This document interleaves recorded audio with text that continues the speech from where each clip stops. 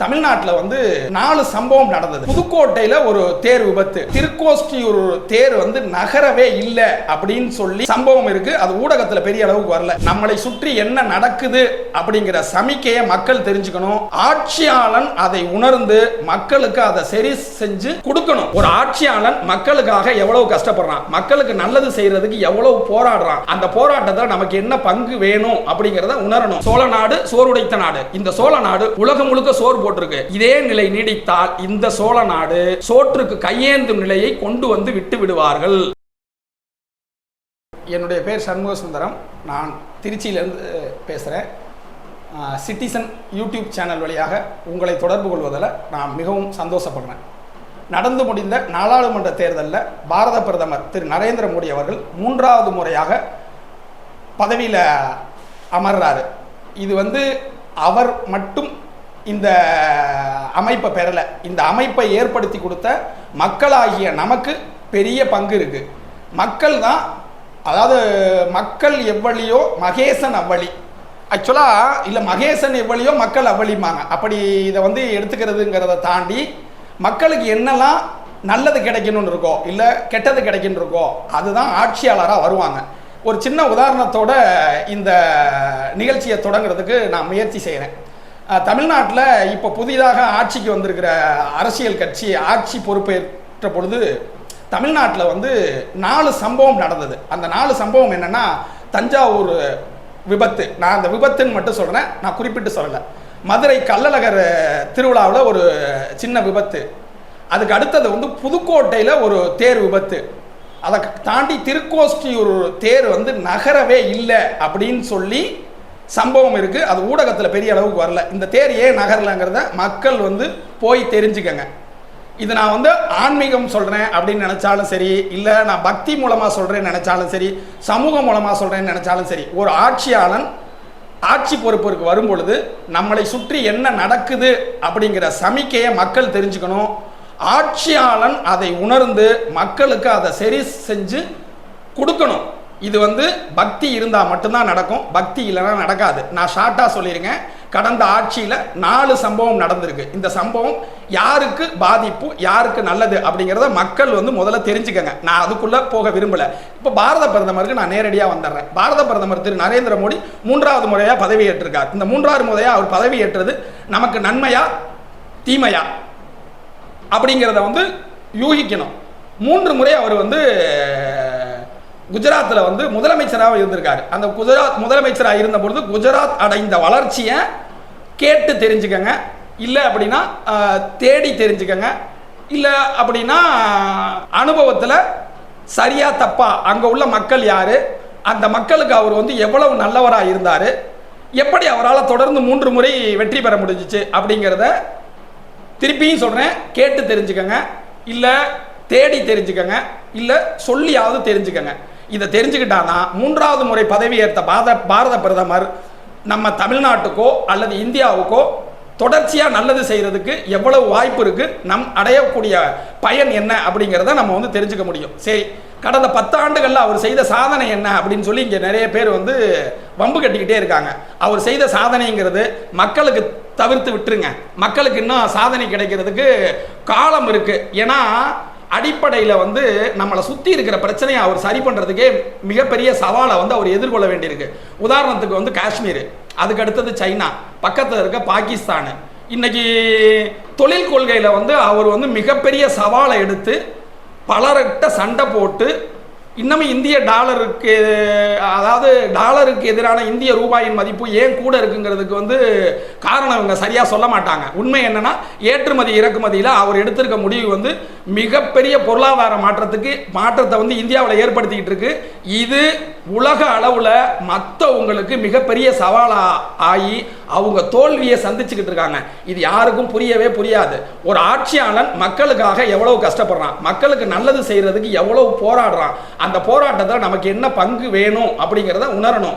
எல்லாரும் வந்து நான் மீண்டும் சொல்கிறேன், சலுகையாவோ இலவசமாவோ எனக்கு வந்து இதெல்லாம் கிடைக்கணுங்கிறத தாண்டி நான் என்ன மாதிரி கஷ்டப்பட்டா நான் கஷ்டப்படுறதுக்கு முதல்ல தயாராக இருக்கணும். அப்போ தான் ஆட்சியாளர் நமக்கு நல்லது செய்ய முடியும். நான் கஷ்டமே பட மாட்டேன், எனக்கு எல்லாமே சும்மாவே கிடைக்கணும் அப்படின்னு நினச்சா சத்தியமாக அதுக்கு வாய்ப்பு கிடையாது. அதை ஆட்சியாளர் நிச்சயமாக செய்ய முடியாது.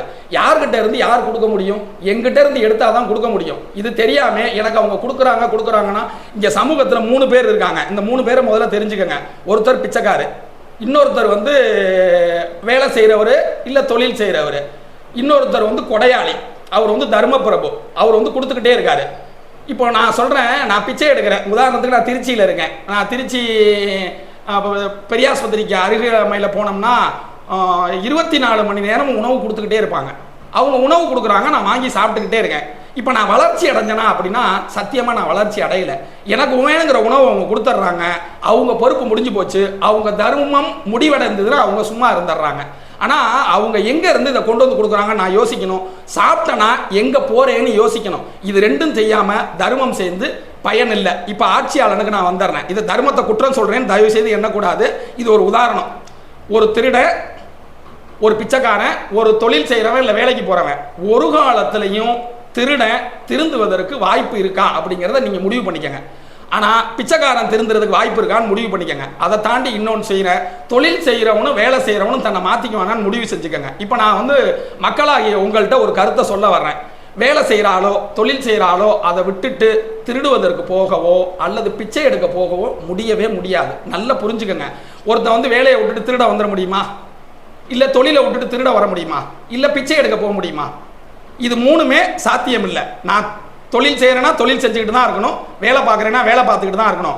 ஆனால் இந்த திருடனை திருட விடுறதும் தப்பு, இந்த யாசகம் பெறுவனை யாசகம் அப்படியே நீ பெற்றுக்கிட்டே இரு அப்படின்னு சொல்கிறதும் தப்பு.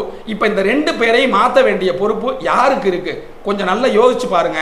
ஆட்சியாளருக்கும் இருக்குது, சமூகத்தில் உள்ளவங்களுக்கும் இருக்குது. இந்த தர்மம் பண்ணுறவங்களுக்கு ஒரு தாழ்மையான வேண்டுகோள், இது ஆட்சியாளருக்கும் சரி சமூகத்துக்கும் சரி, படிக்கிற பிள்ளைகளுக்கு தர்மம் பண்ணுங்க, அவங்களோட வளர்ச்சிக்கு உதவி செய்யுங்க.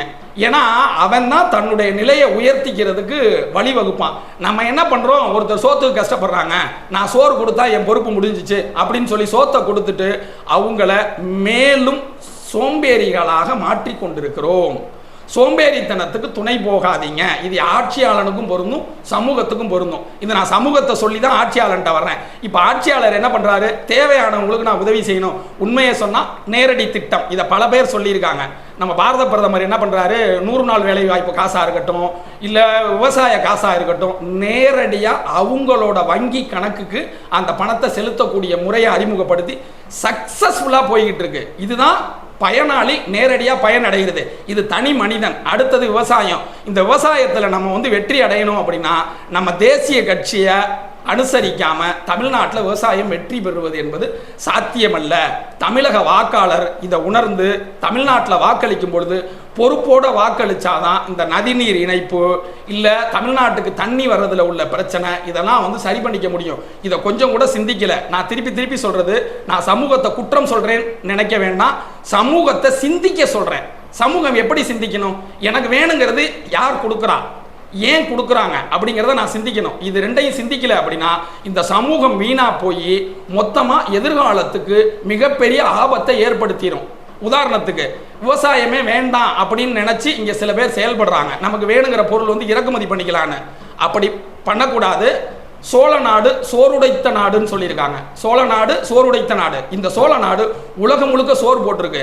இதே நிலை நீடித்தால் இந்த சோழ நாடு சோற்றுக்கு கையேந்தும் நிலையை கொண்டு விட்டு விடுவார்கள்.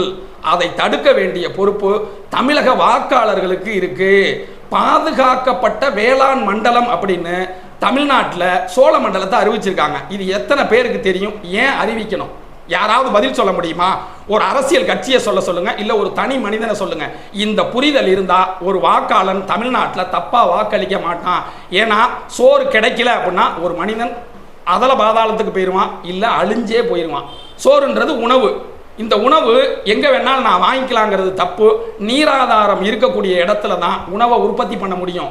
இந்தியா நீராதாரம் உள்ள பூமி. தமிழ்நாடு அதை விட அதிகம். தமிழ்நாடுங்கிறது சாதாரண இடம் கிடையாது. 3 மாநிலத்தில் பெய்யக்கூடிய மழையோட வடிகாலும் தமிழ்நாட்டில் தான் இருக்குது. ஆனால் தமிழ்நாட்டில் ஆறில் தண்ணி இல்லை, ஏரியில் தண்ணி இல்லை, வாய்க்காலில் தண்ணி இல்லை. ஆனால் ஊட்டு தண்ணி கேனில் தண்ணி இருக்கு, தப்பு யாருக்கிட்ட? நம்ம குடிக்கிற தண்ணியை எங்க இருந்து கொண்டு வந்தோம்? கொஞ்சமாவது யோசிச்சு பாருங்க. குடிக்கிற தண்ணி நம்ம காசு கொடுத்து வாங்கியிருக்கோமா? இன்னைக்கு ஏன் தண்ணியை குடிக்கிறதுக்கு காசு கொடுத்து வாங்கணும்? தூய தண்ணீர் குடிச்சா நல்லதுன்னு சொல்லி யார் சொன்னா? தூய தண்ணீர் சுத்தமான தண்ணீர் அப்படிங்கிறது இல்லை. எனக்கு கிடைக்கக்கூடிய தண்ணீர் மாசுபடாம இருந்ததுனாவே அந்த தண்ணீர் நல்ல தண்ணீர் தான். ஒரு 30 வருஷத்துக்கு முன்னாடி அந்த தண்ணீர் தானே நம்ம குடிச்சு வாழ்ந்தோம். இப்போ எப்படி தண்ணீர்ல இவ்வளவு பெரிய மாற்றம் வந்தது? ஏன்னா தண்ணீர் இங்க வியாபாரம் ஆயிருச்சு. எப்போ இங்க கல்வி வியாபாரம் ஆச்சோ அப்ப தண்ணியும் வியாபாரம் ஆயிருச்சு. இதை அடுத்து மருத்துவமும் வியாபாரம் ஆயிருச்சு. நான் ஒரு தகவலை சொல்றேன். மோடி பல திட்டங்களை கொண்டு வந்திருக்காரு. அத்தனை திட்டங்களும் தனி மனிதன் பயனடைவதற்கு. மோடி மருத்துவ காப்பீடு பண்ணி கொடுத்திருக்காரு. மோடி ஜல்ஜீவன் திட்டம்னு சொல்றாங்க. அது சரியாங்கிறது எனக்கு தெரியல. அந்த குடிநீர் ஒவ்வொரு கிராமத்துக்கு போகணும்னு பண்ணியிருக்காரு. மருத்துவத்துக்கு செஞ்சுட்டாரு, தண்ணிக்கு செஞ்சுட்டாரு. பள்ளிங்கிறது இங்க ஒரு பெரிய சவாலா இருக்கு. அதுக்கு மாற்று கருத்தெல்லாம் சொல்றாங்க. அந்த பள்ளி இங்க வந்தே தீரணும். உதாரணத்துக்கு நவோதயா பள்ளி, அதை பத்தி ஒருத்தர் சொல்றாரு, நவோதயா பள்ளி அப்படி ஒன்றும் சிறப்பு கிடையாது, அதுல நிறைய முரண் இருக்குன்னு. முரண் இருக்கட்டும், அதை அப்புறமேல் சரி பண்ணிக்க முயற்சி செய்வோம். முதல்ல அந்த பள்ளி தமிழ்நாட்டுக்கு வர்றதுக்கு நீங்க வாக்களிச்சாதான் முடியும். ஏன்னா மாவட்டத்துக்கு ஒரு பள்ளின்றாங்க. மாவட்டத்துக்கு ஒரு பள்ளி இருந்துட்டு போது 100 மாணவர்கள் போறாங்க, இல்ல எத்தனையோ மாணவர்கள் படிச்சுட்டு போறாங்க. முதல்ல அது வேணும்னு நினைச்சு நம்ம வாக்களிக்கணும். அந்த வாக்களிக்கிறத நம்ம தவறிக்கிட்டே இருக்கோம். கல்வியை காசு கொடுத்து வாங்குவது குற்றம், கல்வியை விற்பது பாவம், தண்ணீரை விற்பதும் பாவம், காசு கொடுத்து வாங்குவது குற்றம், மருத்துவத்தை விற்பதும் பாவம், காசு கொடுத்து வாங்குவது குற்றம்.